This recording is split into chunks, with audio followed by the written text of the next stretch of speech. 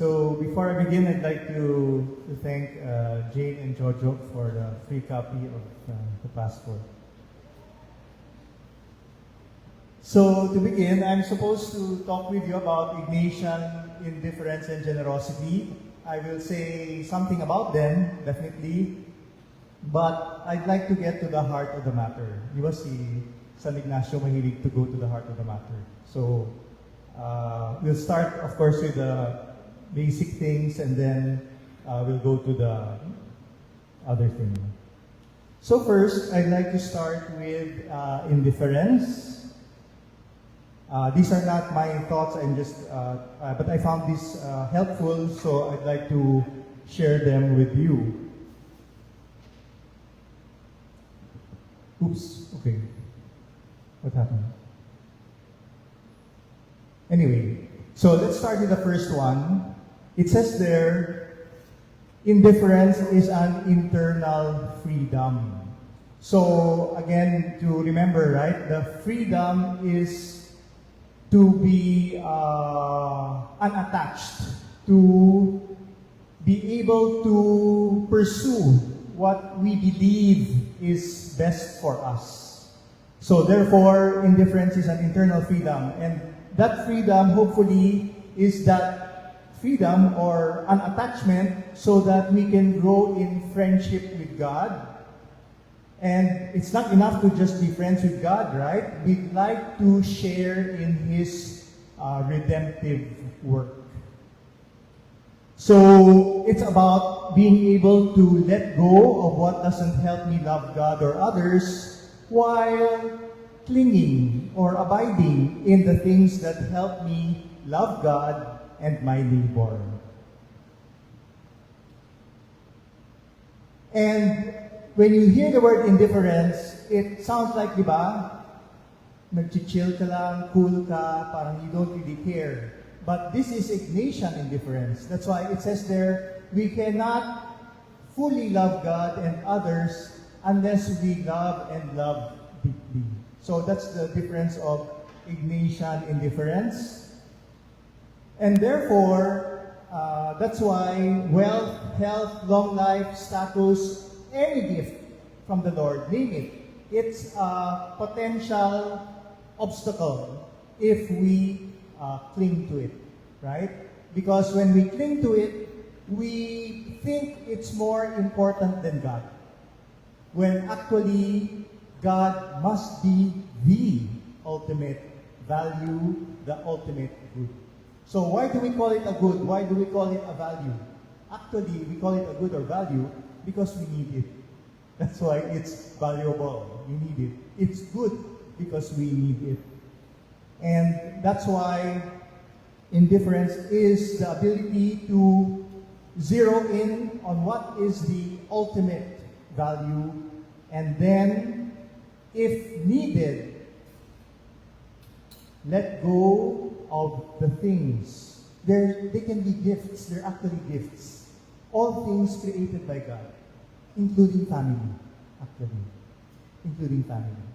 Family, I forgot to say, can also be an attachment which will prevent us or which will take away our freedom to pursue God. Look at our poor country, the Philippines. It is composed of many politicians. I'm not saying all, pero bato-bato sa langit, yung matamaan wag magalit. It's made up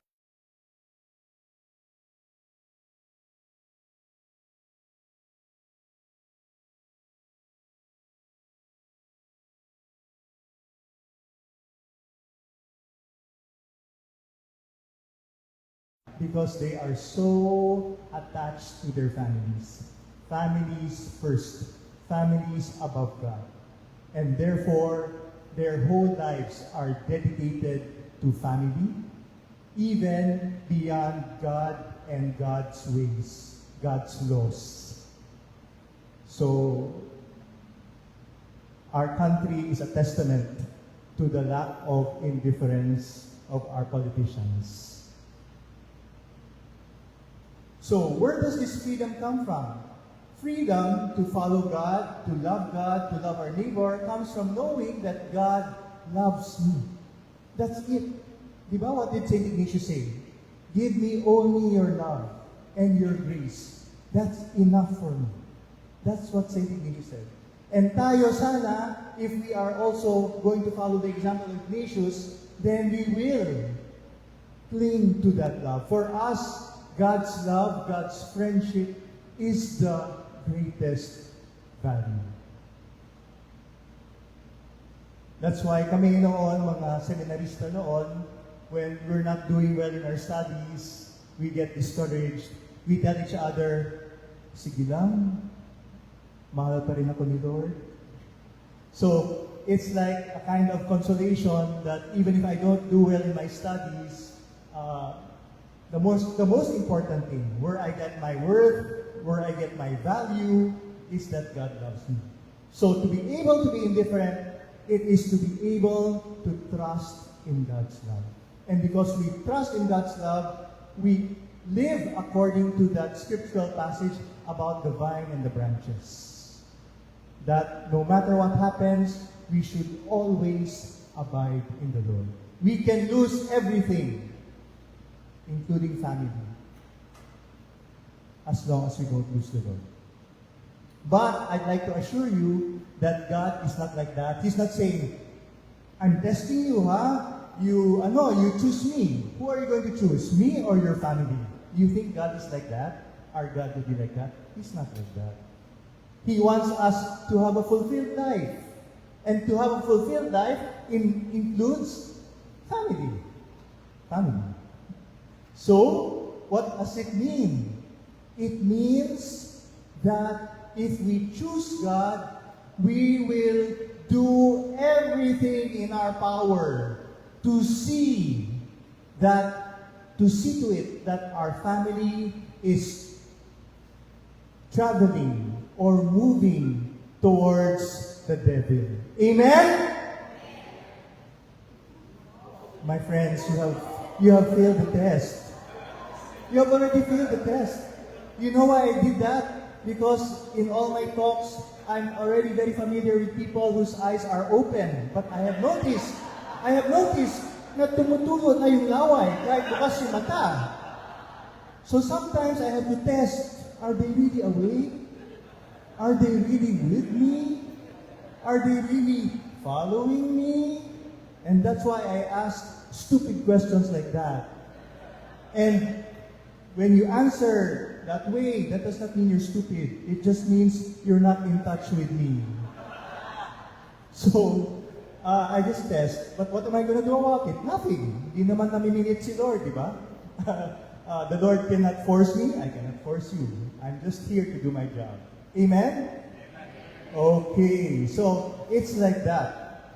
God does not let us choose between me and your family. God says, make sure your family is moving towards me. And when you do that, you will remain with me, and you are giving the greatest gift to your family, ensuring that you are moving towards God. Because sadly, sisters and brothers, what's happening with our families now, right?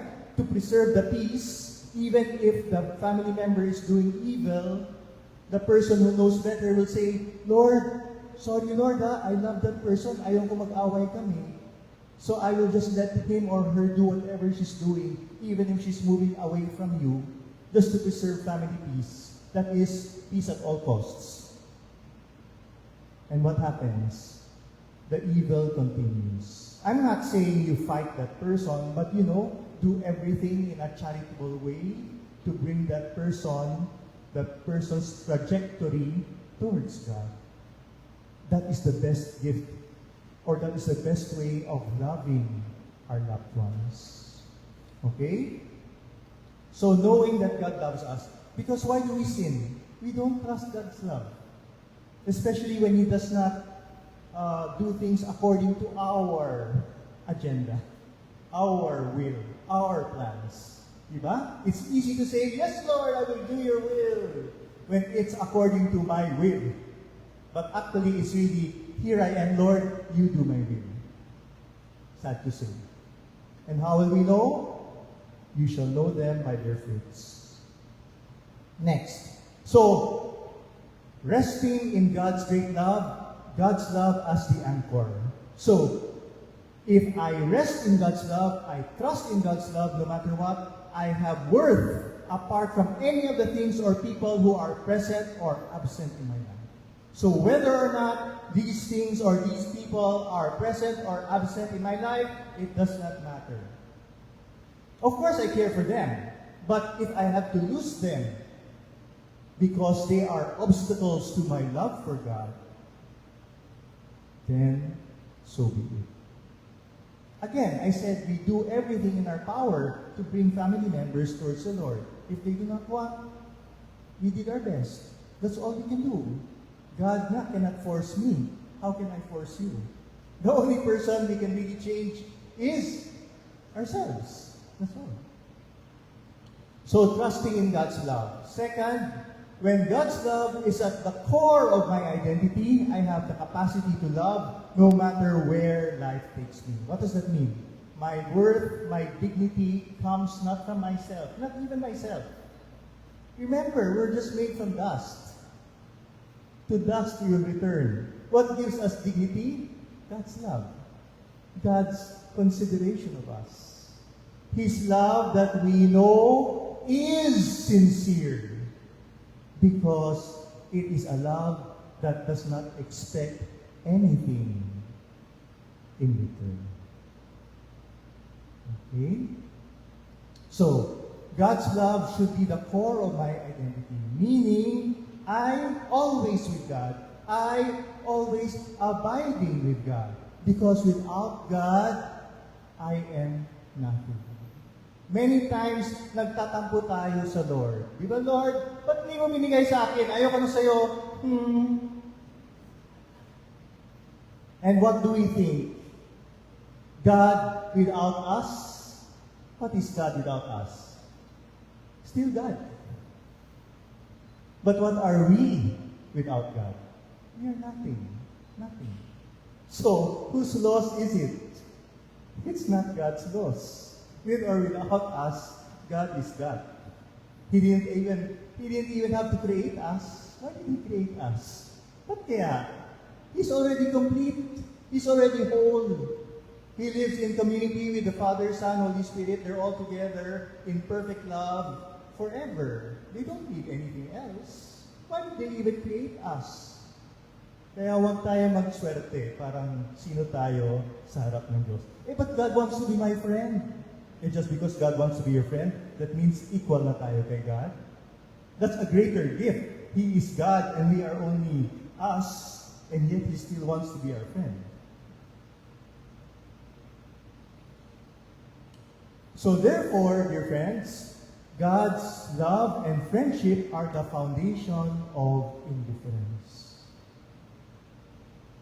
Trusting in that love, growing in that love,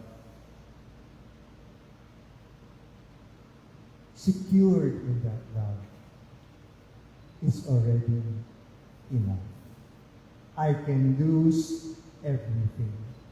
I'm ready to give up everything because I am already secured and spoken for or taken care of by this greatest love of all. That's why, let's have a little, what do you think? No? This reminds me of my volleyball coach when I was in high school. Where's Miss Torres? Yeah, I don't know if you know Tito Virgil Gaston. He's from Silay. And he was my coach when I was in high school. And he coached us and gave us a very important lesson about playing the game of volleyball. One of the basic rules of volleyball is, he said, when the referee blows the whistle signifying the start of the game, always, I mean always, keep your eyes on the ball, no matter what happens, as long as the ball is in play. So what did he say? He said, I don't care if you bump into each other. I don't care if you fall on the floor. I don't care if you broke your foot or your leg. As long as the referee did not blow the whistle that the play has stopped, always keep your eyes on the ball. And that is the best way to win the prize. So do you see the wisdom of this?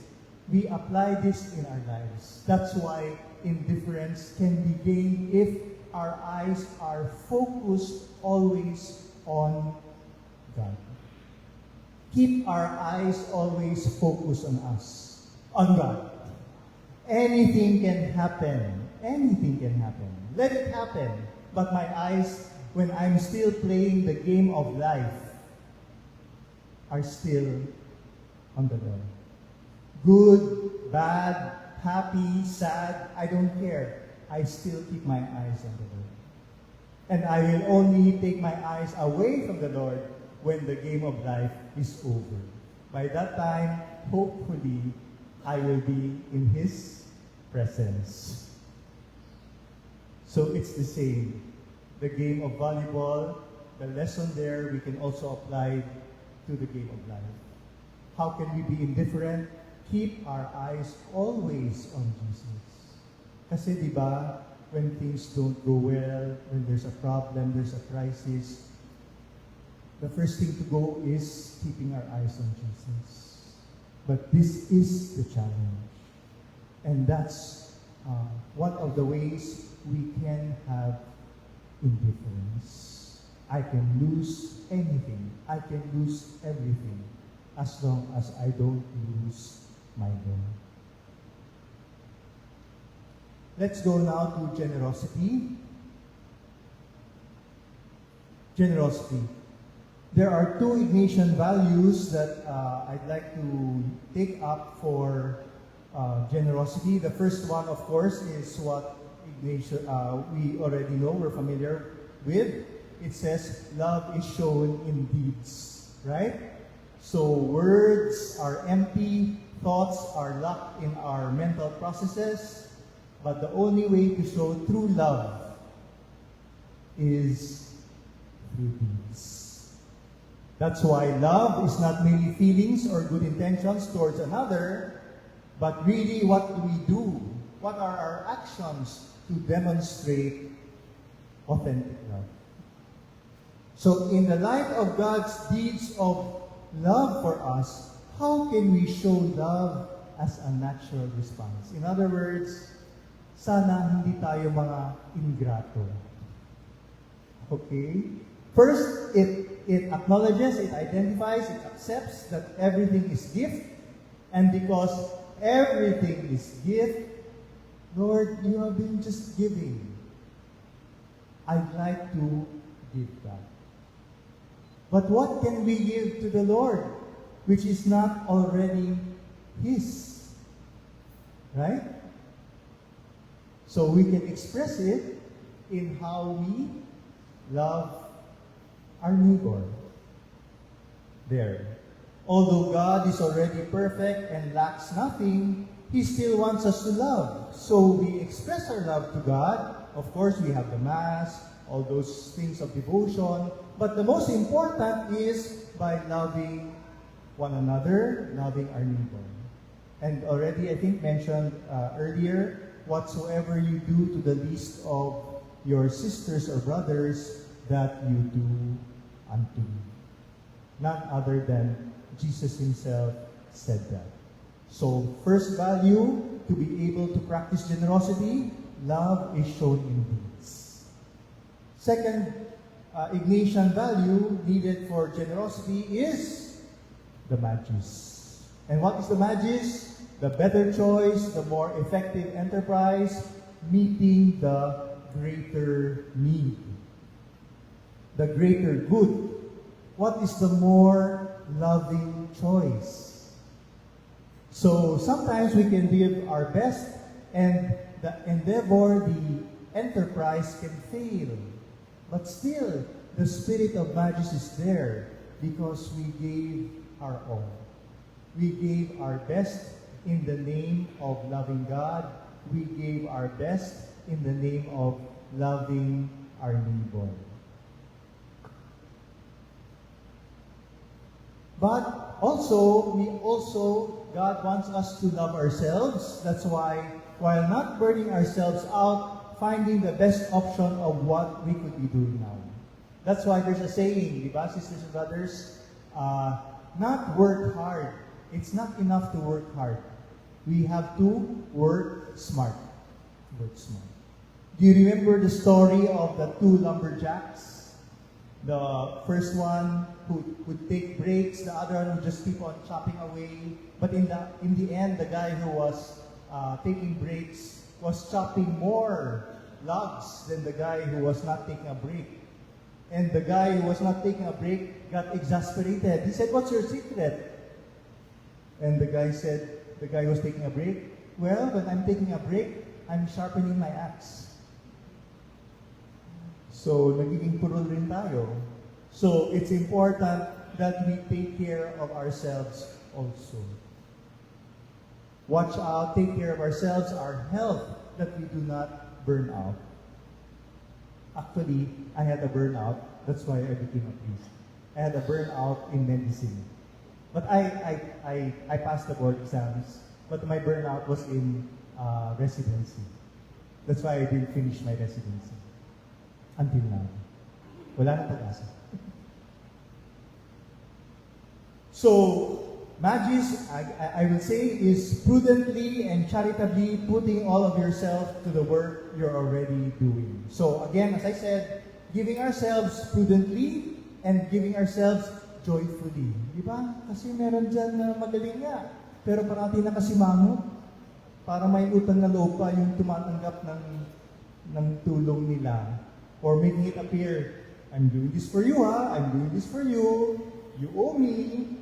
God, ha? Don't forget this. You know? So that's why I added there, giving ourselves wholeheartedly in a prudent and charitable way. Okay? So if you want to read more of this, there are actually 10 Ignatian values. It's found in this address. Okay? So that's my talk about about generosity and indifference. But as I said, I'd like to get to the heart of the matter. I don't know if the print is big enough, but I'd like to use a quote from remember the author of The Little Prince? Yes, Antoine Saint-Exupéry. Okay. And here is his quote. I don't know if you come across this, but bear with me. He says there, sige, kayo naman magbasa. Mukhang nababasa niyo, di ba? Sige na. Para yung laway hindi sige. Okay? Ready? 1, 2, 3.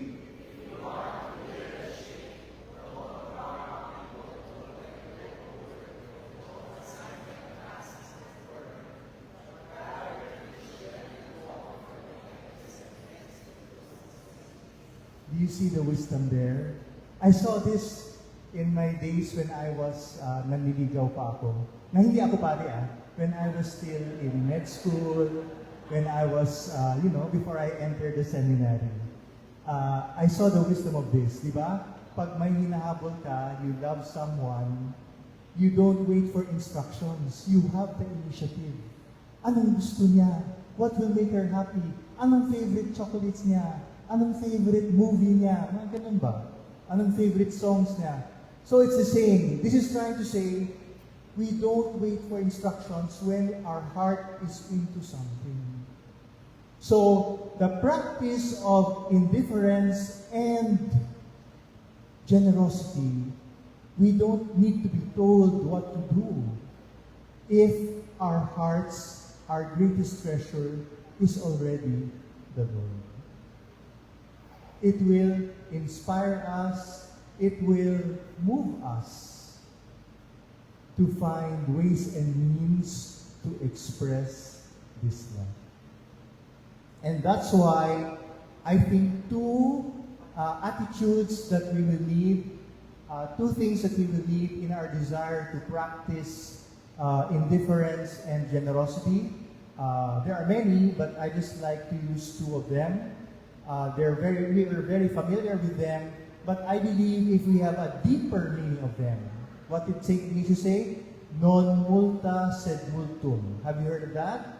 Not many, but much. Another way of saying it is the quality. What is the quality? Not quantity, but quality. So there are two things I'd like us to have a deeper understanding of so that we can practice it in a more effective and loving way. And these two things are spirituality and humility. Spirituality and humility. Let me start with the first one, spirituality. The problem is that when we grow up regarding spirituality, we always think there's a separation. Oh, spiritual yan. Dapat magdasal tayo niyan. Ay, spiritual yan. Dapat mag-retreat ako niyan. Ay, spiritual yan. Dapat mag-lock up muna ako sa kwarto ko o sa banyo para to get away from everything. Mag-focus ako sa spiritual. Prayer is part of it, of spirituality, but prayer is not spirituality. It's only a part of spirituality. Because remember, we are body and soul. We are body and soul. So everything goes, the spiritual and the body always go together.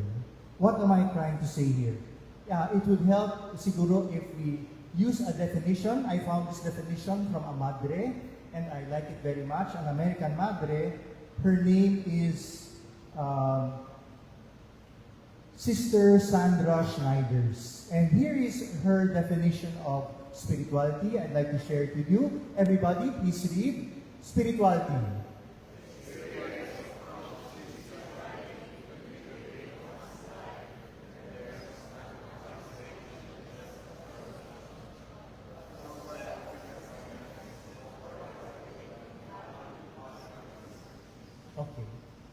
Okay ba?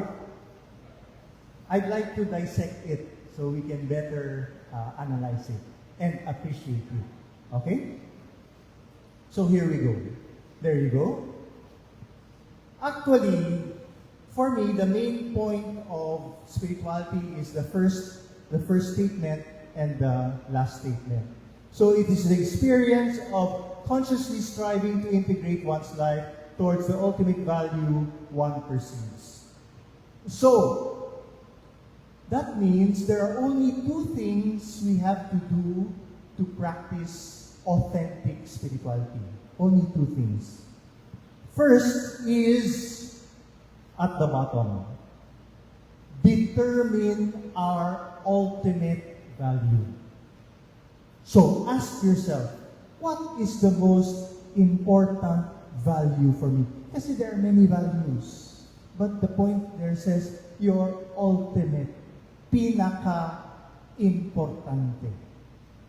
Second to none, above everything else. So, that is the first step. That's why I was saying, sad to say, we cannot presume anymore, even if the Philippines is supposed to be a Catholic country, we cannot presume that the ultimate value of all Filipinos is God. How do we know? Just look at our country. What is the ultimate value of many of people in government? It is money, power, family. To the detriment of the freedom to love and follow God. So that's the first question. We have to be honest. Even if you say, oh, Lord, Father, that's easy. God, really? Look at your life. Look at our lives. Does it really show that God is the ultimate value? Because once you have determined your ultimate value, that's where the second part comes. Because you have that ultimate value, then you consciously strive to integrate your life towards that ultimate value.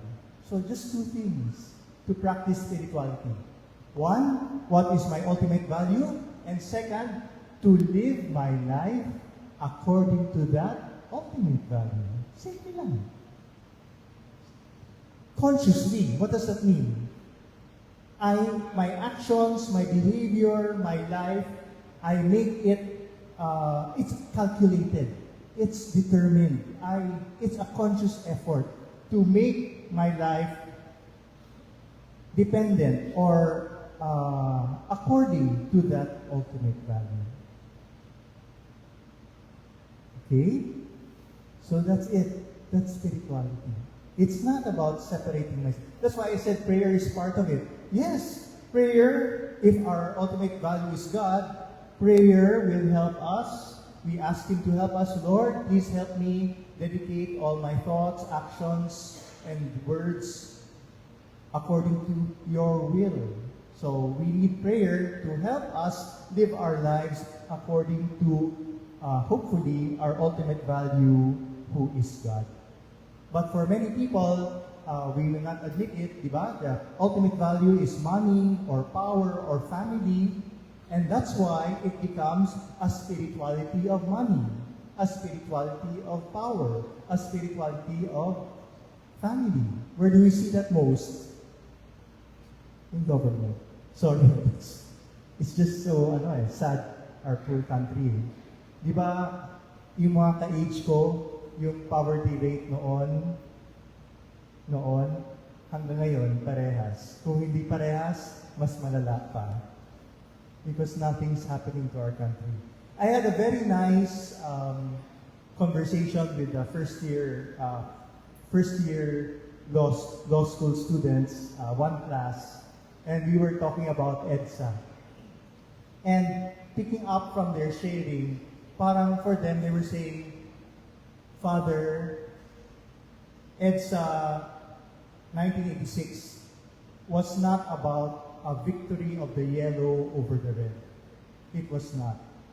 Because no matter who won, the ones who always won were the corrupt members of the yellow or the red. So it didn't matter whether yellow or red was in power.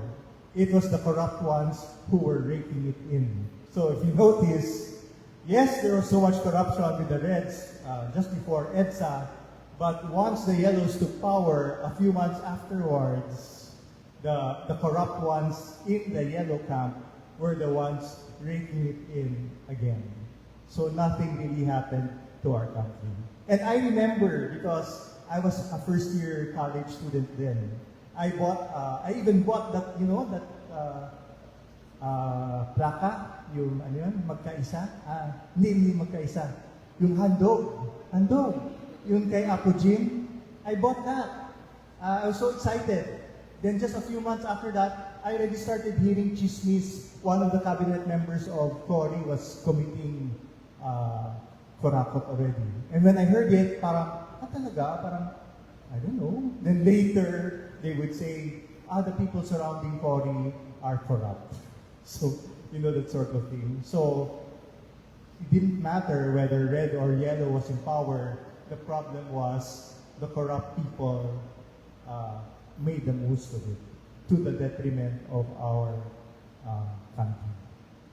So anyway, sorry, I ended up there. So again, just to remind, find your ultimate value, live your life accordingly. What is sandwiched there? How we go about it.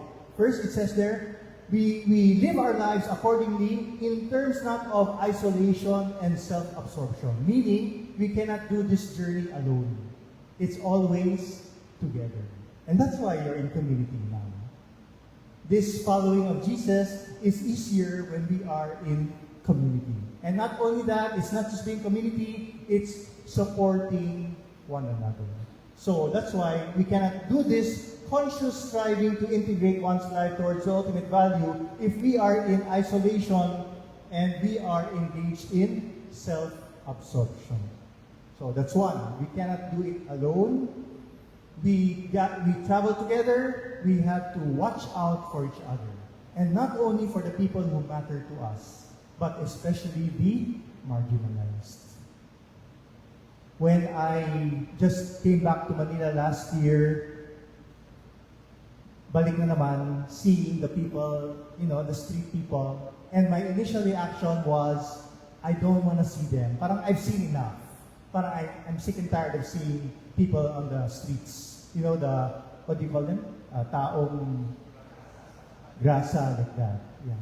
But the Lord in His kindness spoke and said to me, whenever you see them, don't take your eyes off them. Remember, they're always there. You cannot pretend they're not there because they're always there. So that whatever opportunity you have to help them, you will try to do something about it. So the Lord taught me an important lesson, not to pretend, but to accept the reality. And my reality also, what can I do? So that's it. No? So we're not alone. We travel together, and we think of most of all the marginalized. That's why Jesus said, "Whatever you do to the least of them, we do to Him." Then the second part is of self-transcendence. What is self-transcendence? Of course, going out of ourselves, going out of our egos, our needs, and connecting to a greater cause, a greater force. That's what self-transcendence is. So we all have our tendencies, but if we are to live our lives in integrity towards that ultimate value, then we are ready to make sacrifices, going out of our comfort zones to help us live with integrity towards the chosen ultimate value of our lives.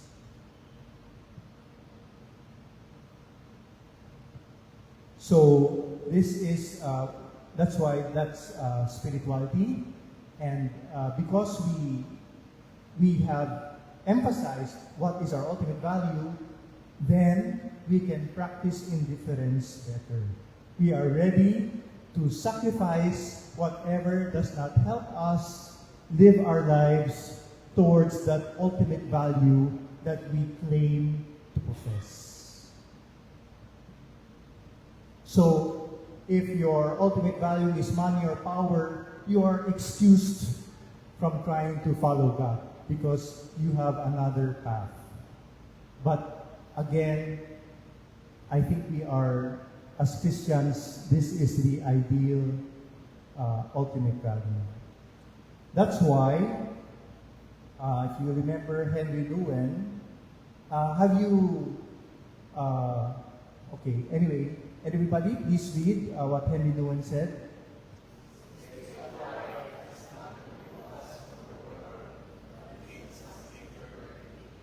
Okay, so spirituality is not retreating from the world, but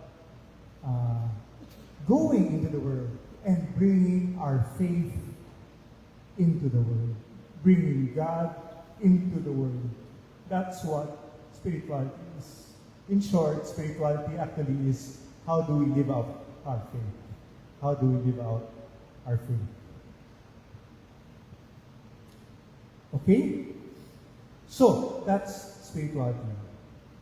Next, we have humility.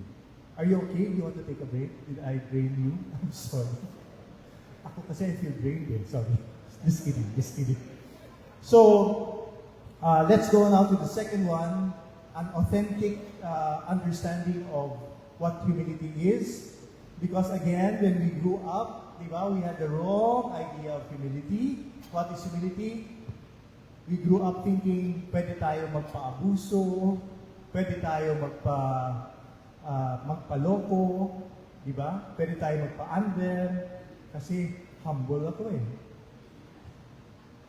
That's the wrong, the wrong idea we had growing up. Not that people wanted to trick us, but we got the wrong ideas. Maybe Anyway, I don't know, but that's my experience. So that's why I found a nice definition again of humility, which I think is more authentic, more to the point. And it's from an American bishop from Wisconsin. His name is Bishop Robert Morneau. And I'd like to offer you a definition of authentic humility. Please read it together.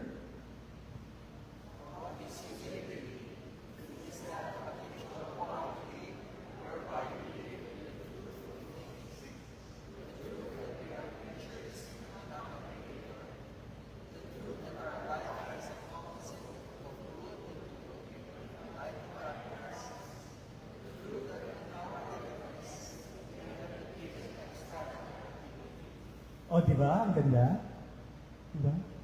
So, I'll give you an example. You have a piano recital 6 months from now.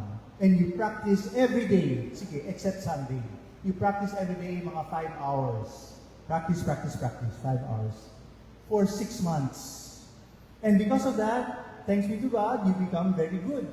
And when you give your presentation, your recital, ang ganda-ganda. Then everybody goes, bravo, bravo, good on ya, bravo. And then, what is your response?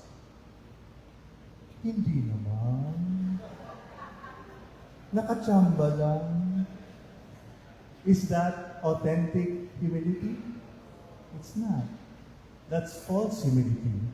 False modesty. We know it. We feel it. Taon to, ano to? So, what is authentic humility? How do we respond if we have authentic humility? Thank you. Praise the Lord. That's humility. Why?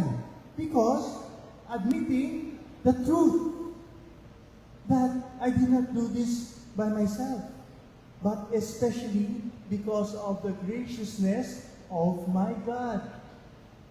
And that will assure us that even if we do well, we will not get swell-headed. Always remembering everything is from God. So allow me to, again, I'd like to dissect it again. We'll do it. Oops, humility is saying a radical yes to the human condition. Yes, we'll go with that. There it is. Okay? So, what is humility? There it is. It's that very first one. That's all. That's all. That's why humility is the habitual quality whereby we live in the truth of things. That's it. That's humility. Living according to the truth. That's all. Why do we sin? Because we do not accept the truth. Why does husband number one cheat on his wife? Because he does not accept the truth that he's married to his wife. So, he plays around. Why do our children don't study for the exams? Because they don't accept the truth that you have to study in order to do well in the exams. So they will not study. So that's how we sin. We're not living according to the truth. Actually, every time we sin, we're not accepting the truth that God should be the Lord of our life. We go our separate ways. We do our own will. So let's try to take this piece by piece. First, humility is a habitual quality, meaning it's a habit. And if it's a habit, what does it mean? We're not born with humility. We have to grow into it. We have to develop it. It's the same as riding a bicycle. In the beginning, I'm very wobbly, but as I keep on practicing riding the bicycle, I become good at it. And later, I can even do daredevil stunts with the bicycle. The same with humility. It's a habitual quality. Again, it's a conscious effort to do well with this particular virtue. It has to be in the agenda. It will not fall on our laps. And it is practiced especially during particular situations. Diba? Like for example, I want to be humble. And then you come face to face with somebody na masyadong mayabang. Diba? You are tempted. Masyadong yabang taong to ah. Parang diba, you want to meet him also, fight fire with fire. But that's an opportunity to practice humility. How will I practice charity with this big mouth? So next, habitual quality whereby we live in the truth of things. So as I said again, it's just that simple, living according to the truth of things. And there are many truths. That's why the good Bishop Morneau, gives us 3 important truths to help us in our journey of life. He points out 3 particular ones, and I'd like to share them with you. They were already mentioned earlier. 1. Truth number 1. The truth that we are creatures and not the Creator. Anybody disagree? We are all creatures. God is the Creator. But why do we sin? Because we deny the truth that we are just creatures. Diba the creature should obey the Creator? The Creator knows what is best for the creature. Bakit? Kasi He made the creature. So therefore, He knows what is best for the creature. As Creator, according to Scripture, sorry, I don't know the exact passage, diba, it says there, the foolishness of God is greater than human wisdom. And the weakness of God is greater than human strength. So no matter what, He is the Creator. So every time we try to do our own will against God's will, we are denying the truth of our creaturehood. So again, humility reminds us, sa lugar lang, know our place in creation. And that is creature of God. Second truth. The truth that our life is a composite of good and evil, light and darkness. Diba? When we look at the world, there's so much beauty, there's so much goodness, there's so much joy in it. But on the other side, there's so much evil, there's so much corruption, there's so much violence. That's life. It's a combination of good and evil. They will never get separated. Parang ano ba? Parang gamot, di ba? Parating may side effect. You cannot separate. You cannot separate. And that's life. And we notice the evils happening in our world today. We know, obviously, we cannot do anything about it.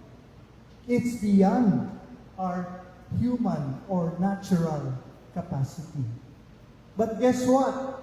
The evil is not just outside. Where else is it? It's within. That's why we have our favorite sins. Father, itong kasalanan ko, maraming taon na. I've been trying to get over it, to get rid of it, but I can't. We are good and evil, outside and inside. And again, we realize we are helpless against this evil, outside or within. That is the truth. And lastly, the truth that in our littleness we have been given extravagant dignity. That is the third truth. In our littleness, we have been given extravagant dignity. Ano po ang pwede natin ipagmalaki natin sa Diyos? What can we boast before the Lord? Anything? Something? Nothing. Nothing. Everything that we can give to Him is already from Him, already His. He has nothing to gain from us. In our human relationships, it's always give and take. But what about our relationship with the Lord? Is it give and take with the Lord? It's not. Tayo, take, take, take. Siya, give, give, give. So, why? Why is He doing this? Wala naman siyang makuha sa atin. Nothing to gain, everything to lose. So why? Why do you think? Because it just proves that His love is sincere. No strings attached. Even if we go against Him, He's still there. Even if Adam and Eve sinned against Him, He did not give up on us. He still stuck it out with us. And that's always the story. Looking at the Old Testament, how many covenants always broken by human beings, but it's the Lord always calling back. Come back, come back. Let's review it again. Let's start again. And He hoped that this ultimate covenant through His Son would be the game changer. That is His hope. But it's all up to us. It's all up to us. So we have been given much. Diba? Kahit wala tayong magbigay, may pagtingin pa rin siya sa atin. So that's why everything is gift. We don't deserve this at all. Diba? Christ died for us not because we deserve His salvation. Diba? He died even while we were sinners. He chose to die for us at our worst state. What greater love can you ask for? Okay? So those three things are the part of the human situation. We are merely creatures, not the Creator. Our lives are composites of good and evil. In our littleness, we have nothing to boast, but we have been given great dignity. That's the human condition. And if only we can say yes. But the bigger challenge is living our lives according to that yes. Living it out. That's the challenge.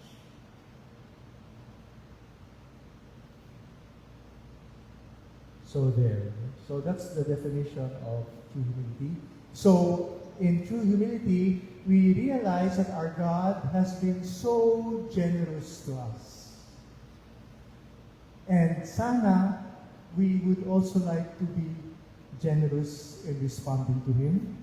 And that's, if we can do that, that's how our practice of generosity will be better. Or we will grow in our generosity.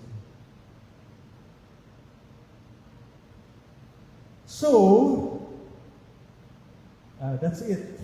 Pansit. So that's why we need a spirituality to remind us what is the greatest value so that we can practice indifference to live according to that greatest value.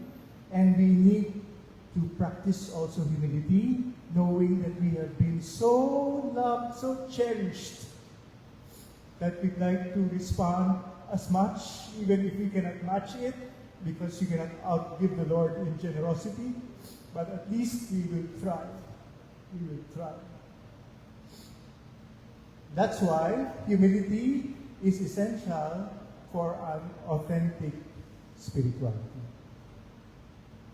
Knowing the truth will help us know what is the most valuable, what is the most ultimate good for our lives. Thank you.